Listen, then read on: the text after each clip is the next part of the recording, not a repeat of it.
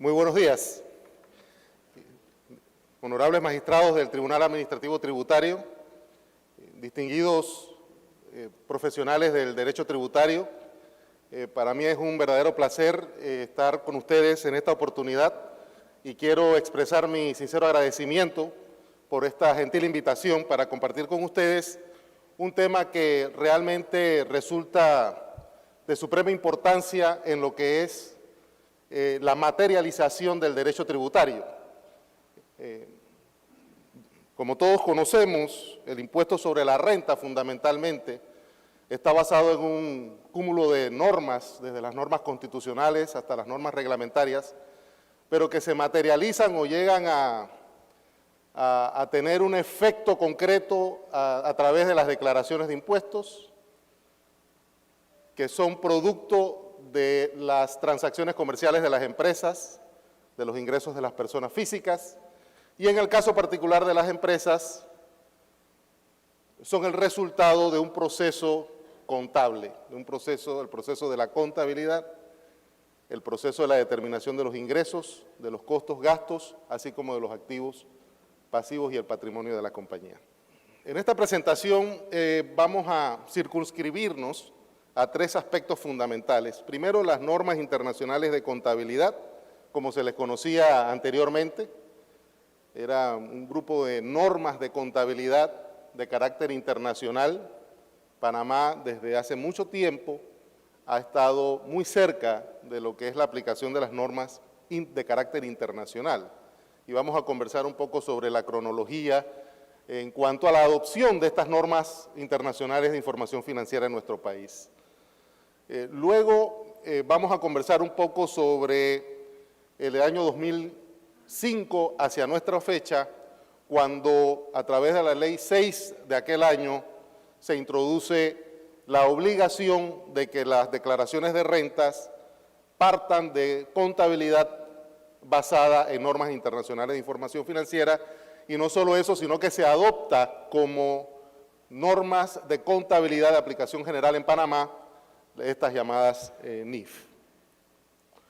Y finalmente concluiremos nuestra presentación llamando la atención sobre algunas diferencias que a nuestro juicio consideramos existen entre las normas internacionales de información financiera, refiriéndolo a las normas específicas, y hemos hecho una selección de algunas en donde pensamos que puede haber diferencias, y las normas tributarias. De plano les comento pues que al momento de preparar esta presentación partimos de una hipótesis, y la hipótesis es que las normas tributarias y las normas financieras, es decir, las normas internacionales de información financiera, tienen puntos en donde se encuentran, pero que van en vías paralelas en muchos aspectos. Esto para zanjar de una vez nuestro punto de vista en cuanto a que al ser aprobada la Ley 6 del 2005 con sus reglamentos correspondientes, existía una opinión en algunos círculos profesionales en nuestro país de que ya no hacía falta un reglamento del impuesto sobre la renta que entrara en la determinación de los costos y gastos y cuándo un ingreso era gravable y cuándo no, sino que bastaban las normas del Código Fiscal que establecen los principios generales de territorialidad y los principios básicos para la deducción de costos y gastos. En nuestra opinión, las normas tienen un carácter que de alguna manera es similar, pero tienen un fundamento que es totalmente distinto y a lo cual nos queremos referir en unos minutos, esperando pues contribuir en este debate que, como hemos estado viendo, observando, incluso en algunos fallos del Tribunal Administrativo Tributario, viene a ser cada vez de mayor importancia. Panamá es una economía abierta, la República de Panamá nació como una economía abierta, con el uso del dólar norteamericano como moneda de curso legal, aunque tenemos nuestra moneda nacional, con una serie de instrumentos de carácter jurídico que han contribuido al desarrollo del comercio mundial. y ha estado inmersa en el proceso de globalización, aunque no hayamos querido. Es parte simple y sencilla de la dinámica de la economía panameña, de su vocación de servicio, de su posición geográfica, etcétera. Como tal, ha sido necesario en el transcurso de los años que la comunidad global haya ido desarrollando una serie de normas, particularmente en materia contable, que procuraran armonizar la forma como las empresas registran sus transacciones comerciales.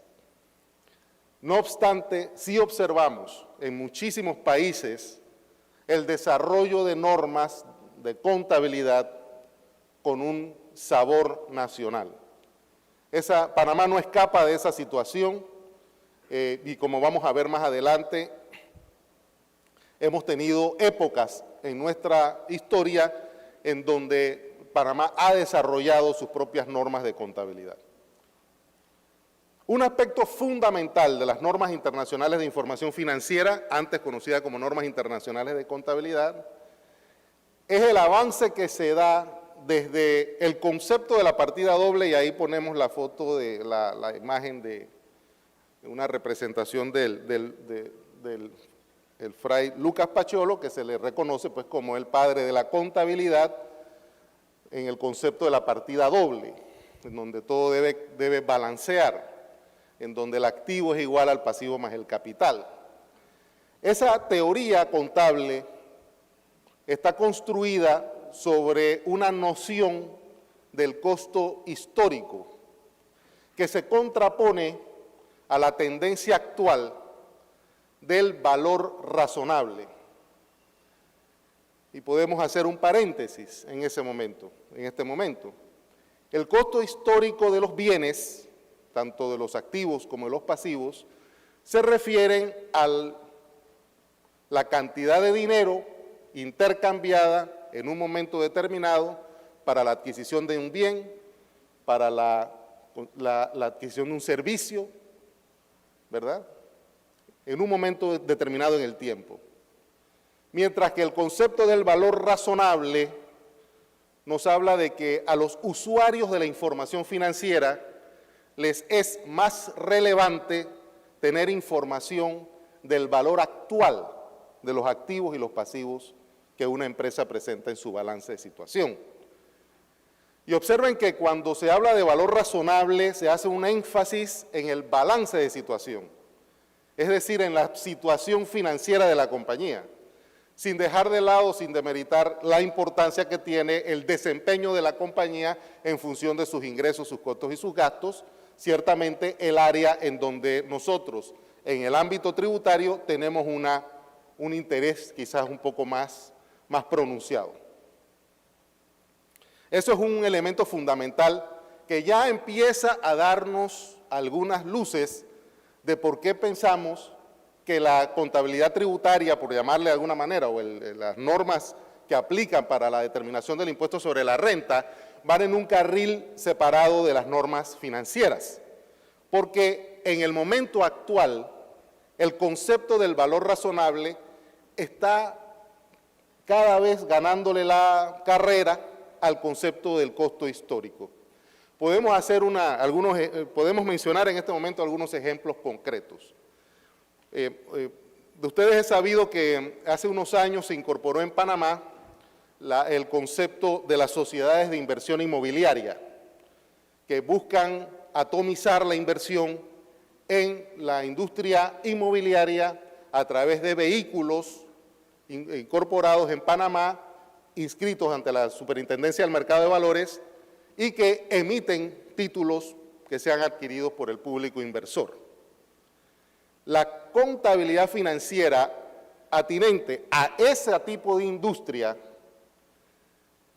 toma como referencia dos elementos: el valor histórico de los bienes inmuebles adquiridos o su valor razonable.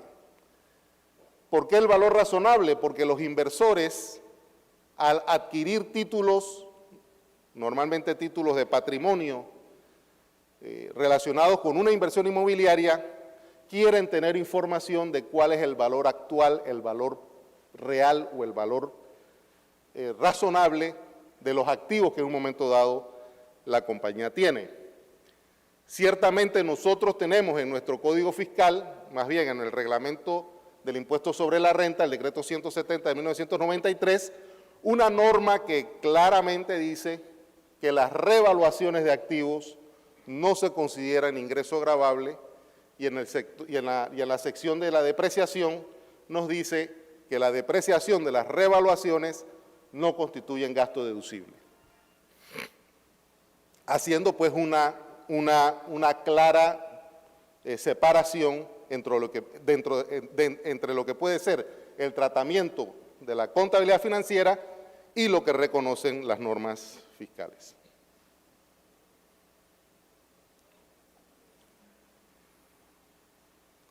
Las normas internacionales de información financiera tienen un impacto que va más allá de solamente la determinación de la utilidad o la determinación del total de los activos. Se hace necesaria la existencia de normas de carácter internacional porque la globalización lo ha impuesto, porque los inversores no están localizados en un solo lugar, porque los prestamistas, los financistas, no están ubicados en una sola jurisdicción, sino que tienen un carácter internacional. Y se hace necesario que la contabilidad, que se conoce históricamente como el esperanto de los negocios, el idioma común de los negocios, pues tenga más o menos similitudes en cuanto a su aplicación. Por lo tanto, las entidades interesadas en la información financiera son diversas y ahí colocamos el concepto de los impuestos y vamos a ver un poco más adelante que incluso las normas financieras, a través de la norma internacional de contabilidad número 12, reconoce que puede haber diferencias entre las normas legales y las normas contables y nos prescribe una serie de reglas de cómo hacer esa conciliación y cómo debe revelarse esa conciliación en los estados financieros.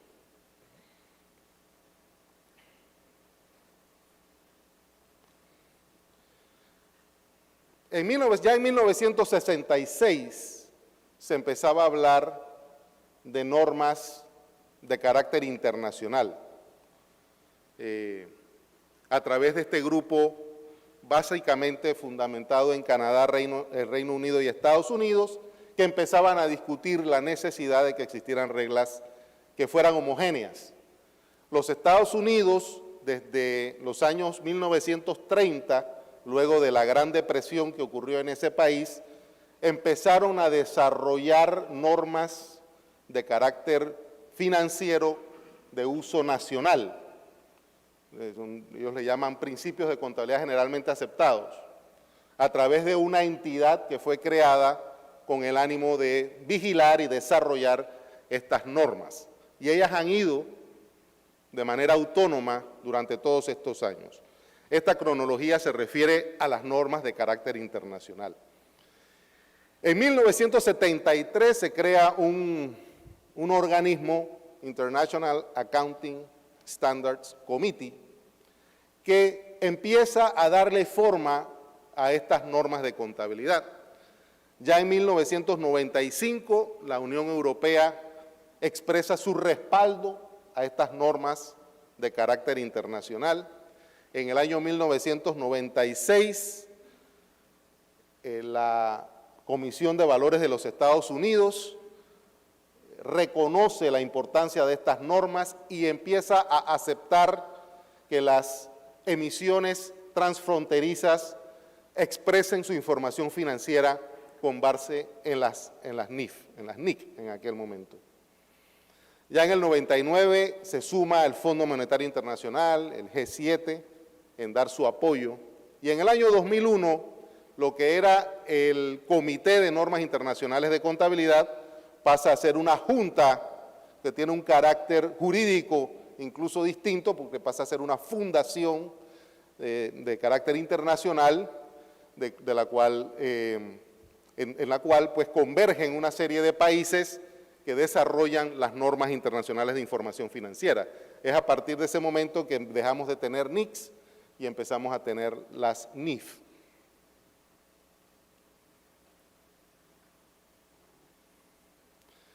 En el 2002 se adoptan las NIF en el caso de Europa. Se establece un programa de convergencia entre las normas norteamericanas y las normas internacionales, y estamos hablando del 2002, estamos en el 2016 y ese programa no ha terminado. Se está haciendo de norma por norma, tratando de encontrar similitudes en cada una de ellas. En el 2003 nace la NIF 1, que establece el nuevo marco conceptual sobre el cual está construida toda la teoría contable actual.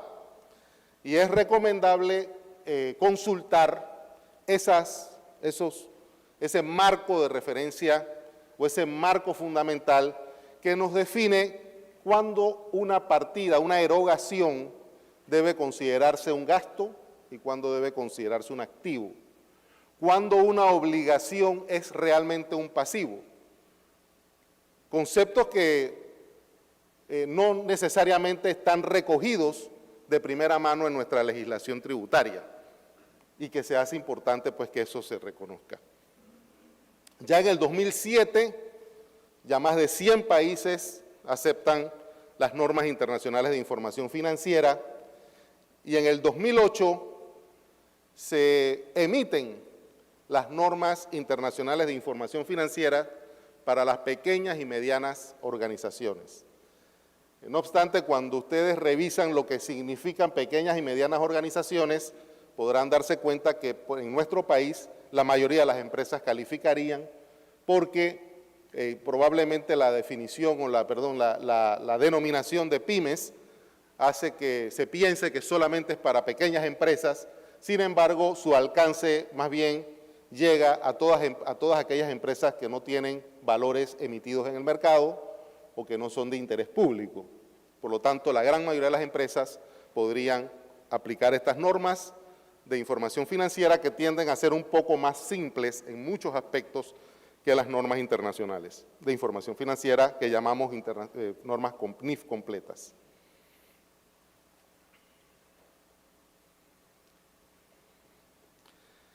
Y ustedes verán que en esta presentación indistintamente hablamos de NICs o NIF porque cuando se establece las normas internacionales de información financiera, o en inglés International Financial Reporting Standards, se reconoce que la contabilidad no es solamente, la relevancia no está solamente dada por los números, sino por toda la información que sustenta esos números y por lo tanto las notas a los estados financieros constituyen un elemento esencial para comprender la relación que las diferentes cifras en un estado financiero tienen entre ellas.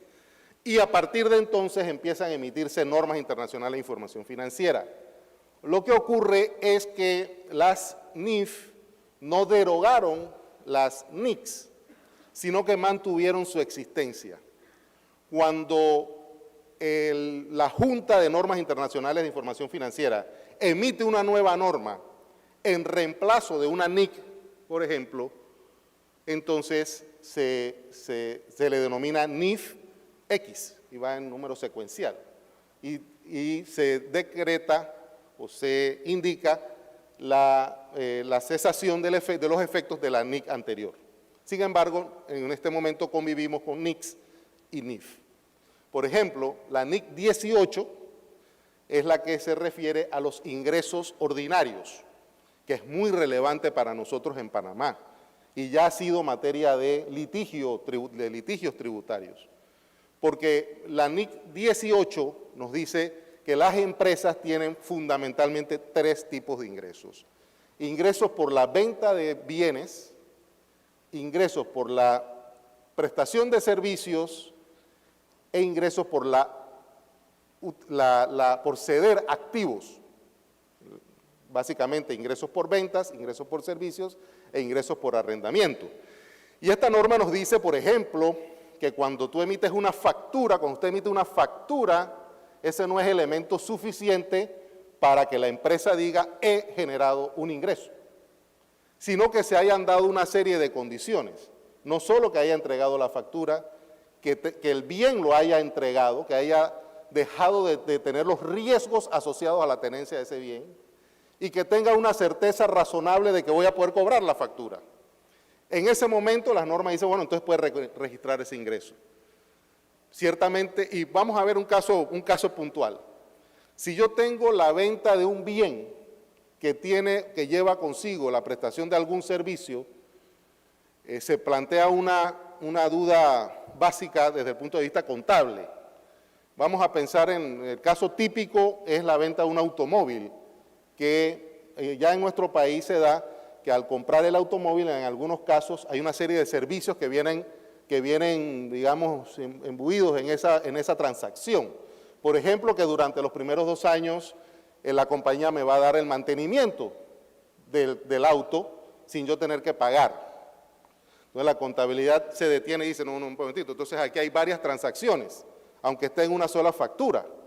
Hay una transacción que es la compraventa y hay una transacción que es la prestación del servicio. Y dice la contabilidad, entonces esta transacción tenemos que tratarla de manera distinta, especialmente porque hay una serie de gastos en la prestación del servicio que entonces no tendrían ingresos asociados. Y hay un principio fundamental de que debe haber una asociación entre los ingresos y los gastos. Entonces, la misma factura, la contabilidad, las normas de contabilidad me dicen no tienes que dividir esa factura, tienes que determinar cuánto es la compraventa y eso registrarlo como un ingreso un ingreso por venta de un bien, con su costo de venta, etcétera, y por otro lado tengo un ingreso de prestación de servicios y tengo entonces que atender a cómo yo reconozco los ingresos por servicios. Y la norma me dice, bueno, los ingresos por servicios se reconocen a la medida que los prestes, no cuando los facturas. Y yo digo, bueno, este servicio lo voy a prestar en un periodo de 2 años. Entonces, la factura que emití el día de hoy, voy a tener un ingreso de venta que estoy realizando hoy, pero también voy a tener un ingreso por servicios que voy a estar prestando durante los próximos años y que voy a tener que contabilizar de manera separada. No es lo usual en nuestro medio. En nuestro medio, cuando la Dirección General de Ingresos nos hace una auditoría, deme la factura, porque esta factura de $40,000 no está toda registrada como un ingreso, solo me registró 38 y los 2,000 me los ha ido difiriendo en un periodo de 2 años. ¿Será porque no me quiere pagar los impuestos? No, es que la norma contable me exige hacerlo así. Y en ese caso puntual, entonces nos volteamos y decimos, bueno, ¿qué me dice el decreto 170 al respecto? Y buscamos todas las normas, artículo 20, todas las normas, dice, la contabilidad debe ser en base a NIF, me dice que tengo que utilizar la noción de devengado, no la noción de recibido. Digo, entonces, y no encuentro ninguna norma en nuestro reglamento del impuesto sobre la renta que me sugiera un tratamiento distinto que el tratamiento contable.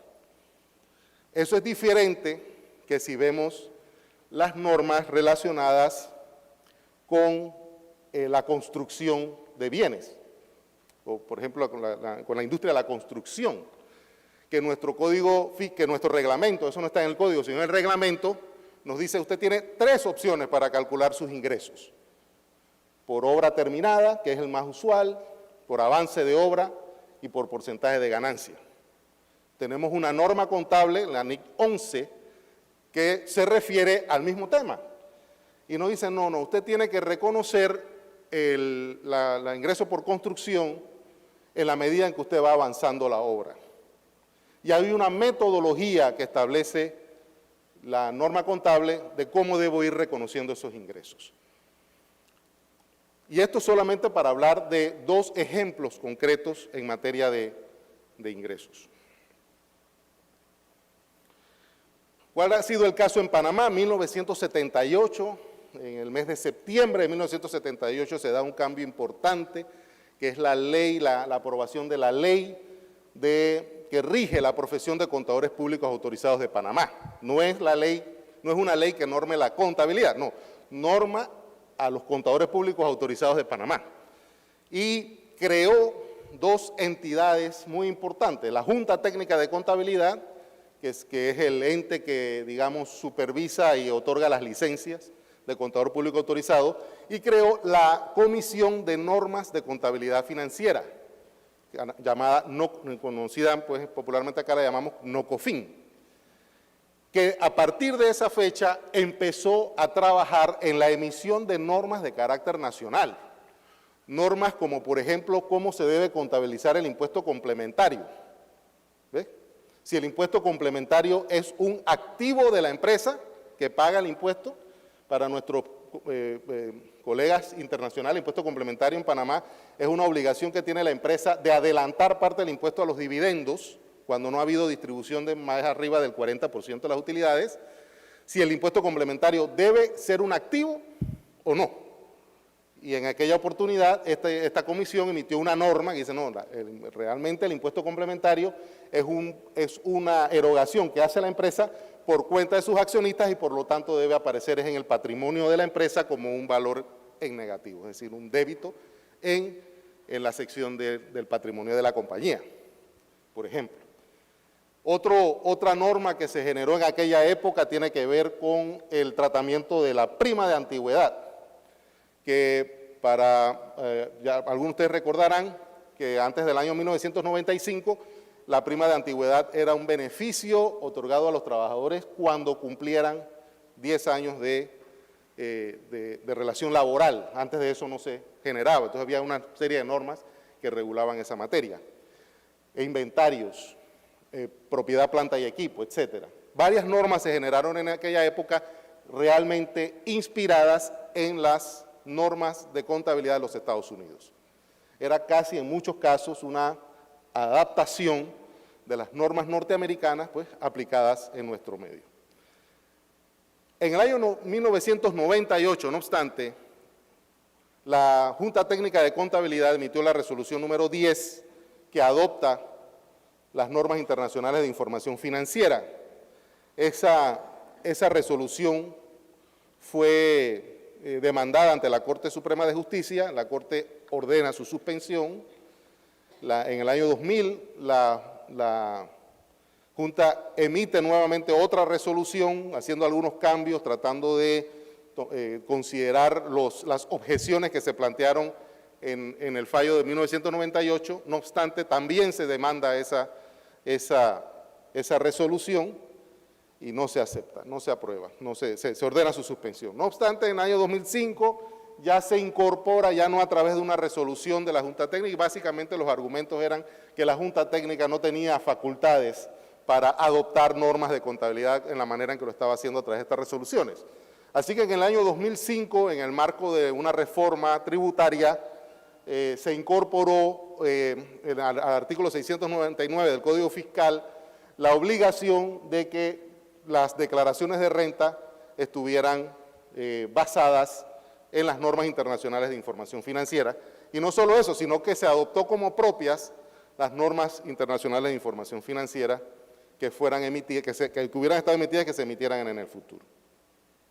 Así que desde entonces, y además se dijo que ante la incongruencia entre la información de la declaración de rentas, la información tributaria y la información financiera basada en NIF, esa incongruencia podía dar pie o puede dar pie a que se configure una defraudación fiscal.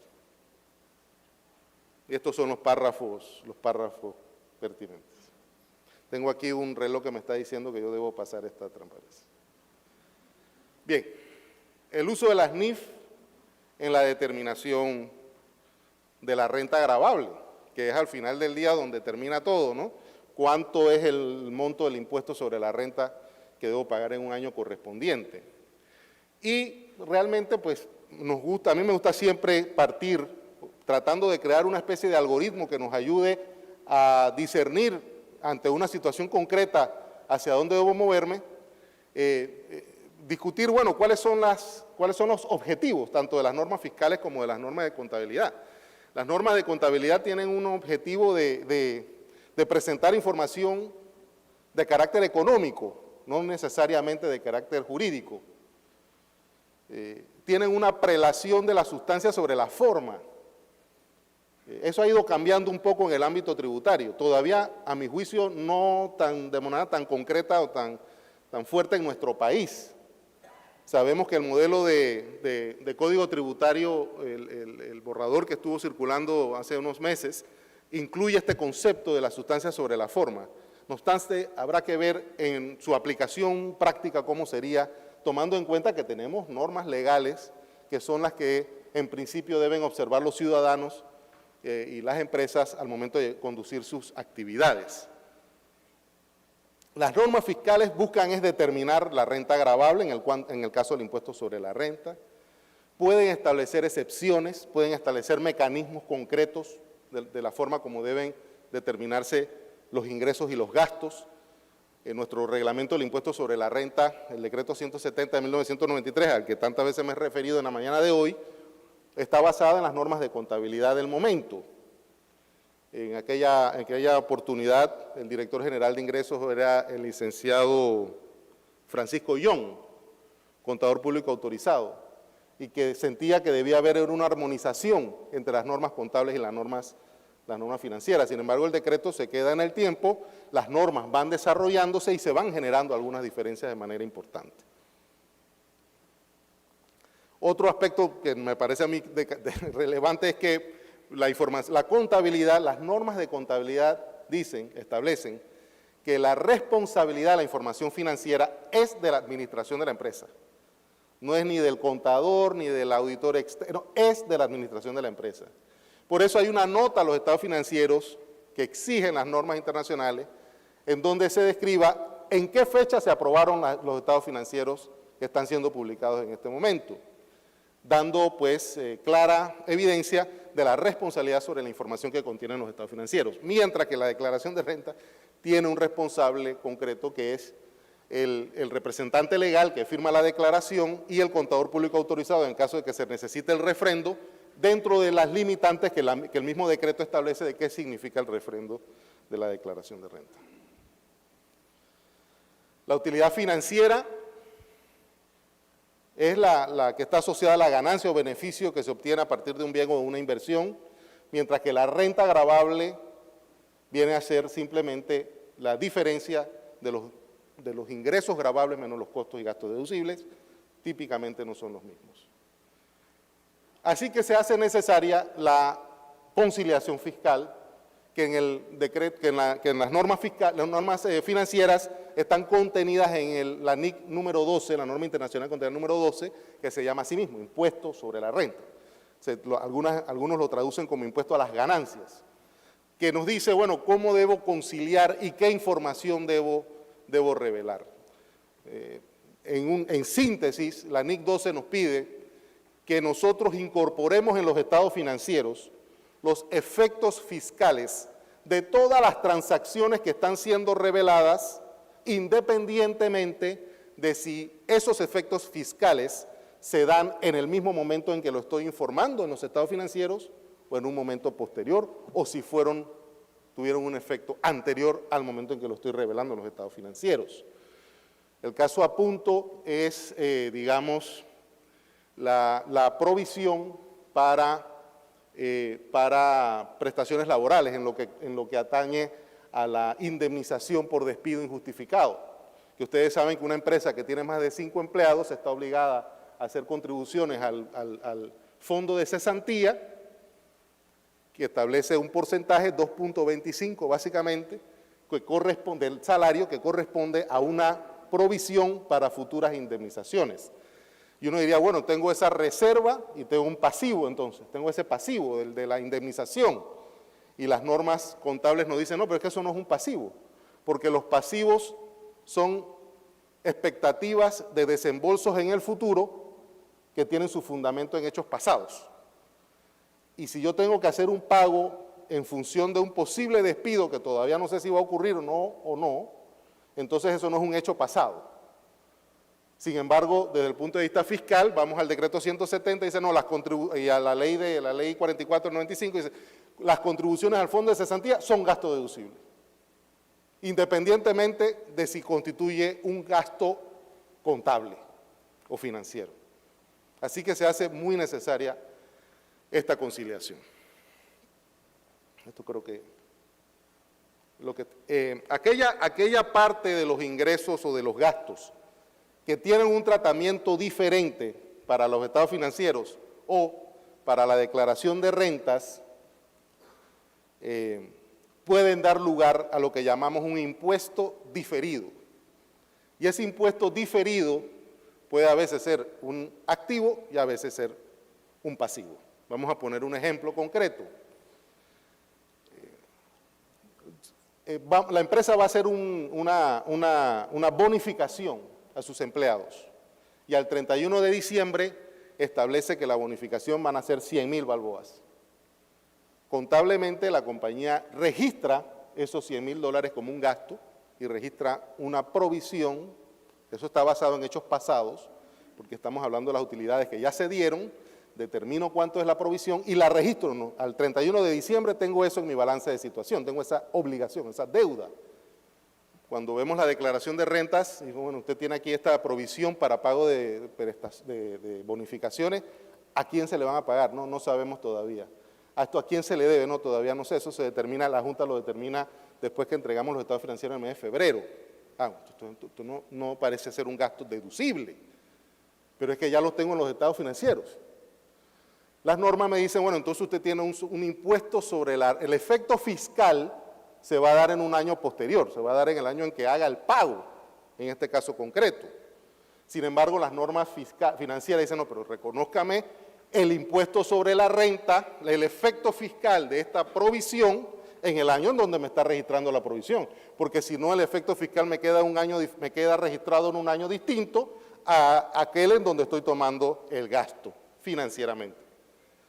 Ese es un impuesto sobre la renta, es un activo por impuesto sobre la renta diferido, porque en el año siguiente, cuando haga el pago de esas bonificaciones, ahí tendré entonces pues un beneficio desde el punto de vista fiscal. Por lo tanto, tengo diferencias, algunas de las cuales son de carácter permanente. En nuestro sistema fiscal, que está basado en el concepto de la territorialidad, yo voy a tener una diferencia todos los años, ¿verdad? Por aquellos ingresos no solo por el efecto de la territorialidad, también, por ejemplo, por el caso de los ingresos por intereses en depósitos bancarios, que nuestra legislación reconoce como ingresos exentos. Por lo tanto, yo voy a tener una diferencia todos los años si yo registro en mi balance de situación unos intereses acumulados por cobrar en depósitos a plazo fijo. Financieramente, yo tengo ese activo, tengo ese ingreso, fiscalmente no lo tengo. Sin embargo, esa es una diferencia que nunca se va a revertir, es una diferencia que llamamos una diferencia temporal, permanente. Teníamos una serie a esta ya me referí, en el caso de las, para atrás, bueno, en el caso de lo inventario, la norma contable nos dice que los inventarios deben estar calculados deben estar representados en el balance de situación, tomando en cuenta el menor valor entre su costo y su valor realizable. Es decir, si yo tengo un inventario de un bien que me costó 100 y hoy día lo puedo vender por 120, yo lo reflejo en mi balance de situación a 100. Pero si ese mismo activo, porque cambió la tecnología, porque cambió la moda, etcétera, ya nadie me lo compra por 100, si acaso me lo compran por 60, la norma contable dice, entonces no me refleje eso por 100, refléjemelo por 60. Y entonces vaya usted a explicarle al auditor fiscal que lo registré por 60 y que registró un gasto de 20, de 40, sin haber vendido el bien. El fisco me va a decir, no, usted no puede tomar ese gasto, ese es un gasto no deducible, hasta cuando se realice esa pérdida. Y hay varias maneras de documentar la realización de la misma. Finalmente,